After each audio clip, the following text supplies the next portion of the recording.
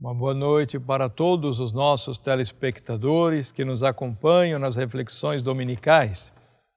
Neste 25º domingo do tempo comum, nós vamos refletir hoje sobre aquela parábola da vinha.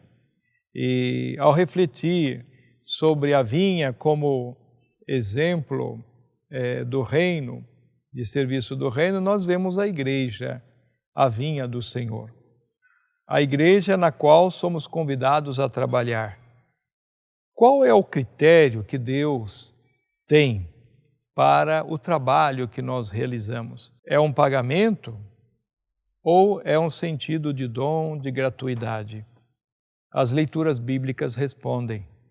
No livro de Isaías, capítulo 55, versículos 6 e seguintes, nós ouvimos que o jeito de Deus é muito diferente daquilo que imaginamos. Deus não pensa como nós. Ele não julga pela quantidade, mas pela qualidade do que se faz.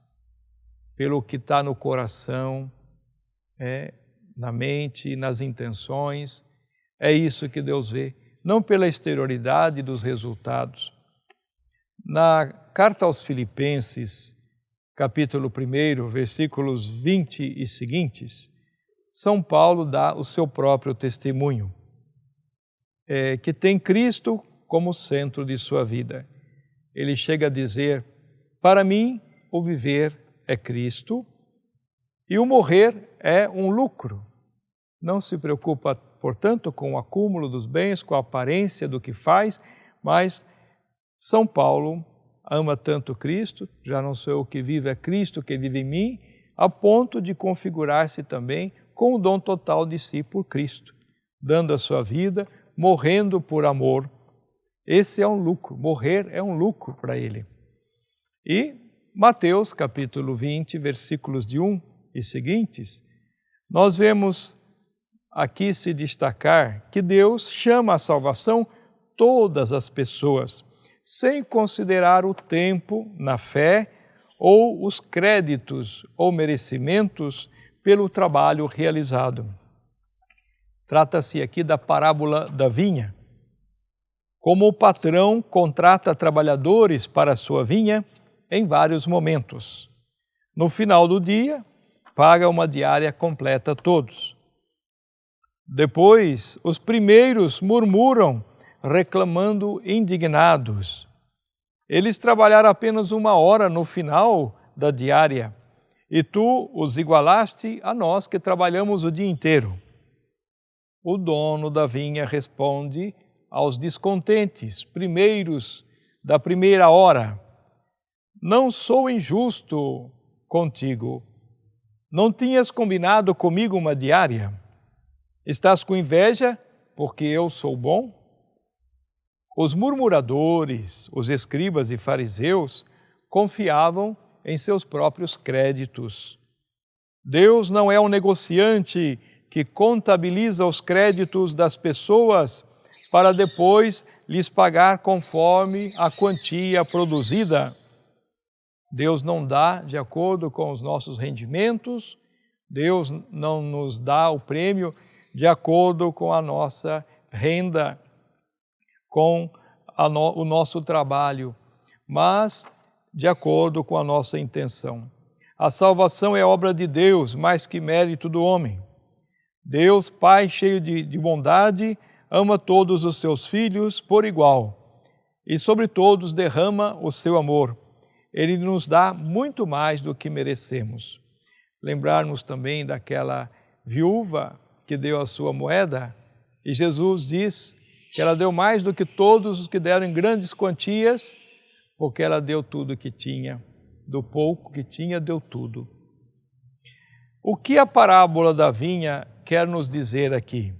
Para Jesus, criticado porque acolhia os pecadores e publicanos, os primeiros chamados foram os judeus, como povo escolhido e herdeiro das promessas do Antigo Testamento.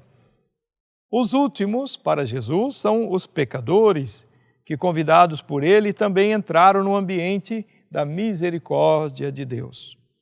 O reino de Deus é para todos. Não há excluídos, indignos, desclassificados. Para Deus há pessoas a quem Ele ama, a quem Ele oferece a salvação e a quem Ele convida para trabalhar em sua vinha. A única coisa realmente decisiva é se os convidados aceitam ou não trabalhar na sua vinha. A vinha, nesta parábola, para Mateus, que escrevia para judeus cristãos convertidos, é diferente. Os primeiros trabalhadores chamados eram os cristãos oriundos do judaísmo. E os últimos, para Mateus, eram os não-judeus, isto é, todas as pessoas. E nós vemos aqui, para Deus não há judeus ou gregos, escravos ou livres, cristãos de primeira ou última hora. Não há graus de antiguidade, de raça, classe social ou merecimento. Todos são filhos amados do Pai. E o que diz esta parábola para nós? Cristo continua convidando, ide também vós para a minha vinha. Muitos ouviram o chamado de Deus logo no início do dia, no alvorecer da sua existência, nos primeiros anos de sua vida. Todos que são chamados para a vinha, aqui podemos ver outros que escutam o apelo no vigor da sua juventude, no momento de decisão de um projeto de vida, no momento de uma escolha de profissão ou de sua vocação específica. Outros ainda na idade madura, na velhice, e Deus não pensa como nós. Deus não olha o tempo, mas a atitude pronta e generosa da nossa resposta. Não remunera pela eficiência, mas pela necessidade. Mede muito mais pelo amor do que pelo produto do mesmo trabalho. Nós podemos lembrar tantos santos que viveram depois a sua conversão, como Agostinho, mesmo Paulo. Depois vemos também outros que iniciaram na idade juvenil, e assim, quantas respostas dadas em tempos diferentes, de maneiras diferentes. Diante da recompensa gratuita e universal de Deus, qual é a nossa atitude? Nós nos alegramos com o amor de Deus que acolhe a todos? Ou nos deixamos levar por sentimentos de inveja ou ciúmes? Ou nos consideramos merecedores de direitos ou privilégios? Nós costumamos comparar a nossa ação com a dos outros? Comparar dentro de um grupo, ou movimento, ou pastoral, quem é mais agradável a Deus ou não?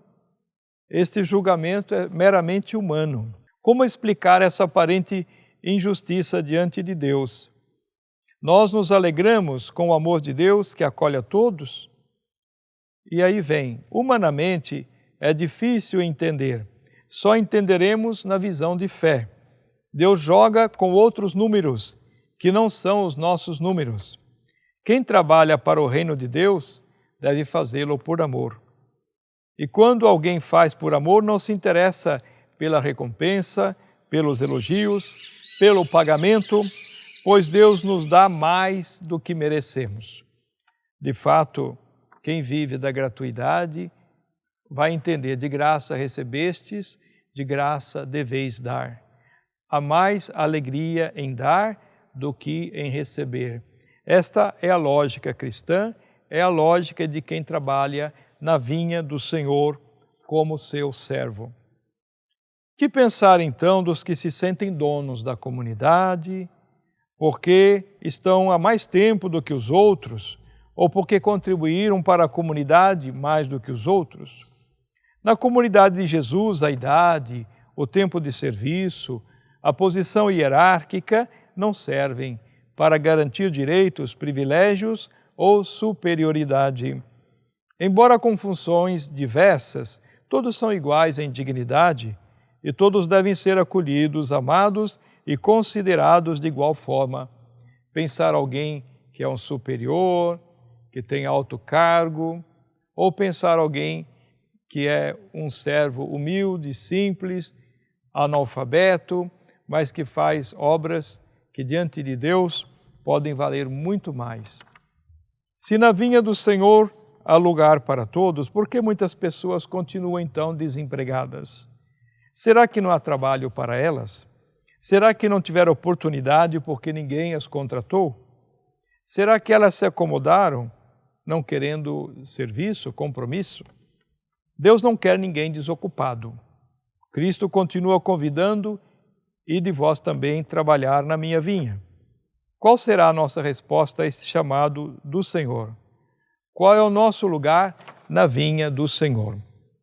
É claro que diante desta palavra, queremos dar nossa resposta ao Senhor na família, na comunidade, na sociedade, colocando-nos como servos, na certeza de que o prêmio do servo bom e fiel é a recompensa eterna. Se até um copo d'água dado com amor não ficará sem recompensa eterna, imagine uma vida doada a serviço dos irmãos, na família, na comunidade, mesmo na sociedade, diante dos cargos, sejam eles quais forem. Então, que esta reflexão nos ajude a caminhar sempre à luz do Senhor e não à luz dos pensamentos meramente humanos, tão limitados na nossa indigência, na nossa limitação. Caros telespectadores, fica aqui a bênção de Deus, que todos tenham realmente uma semana muito feliz, muito proveitosa. E que Deus os abençoe, em nome do Pai e do Filho e do Espírito Santo. Amém.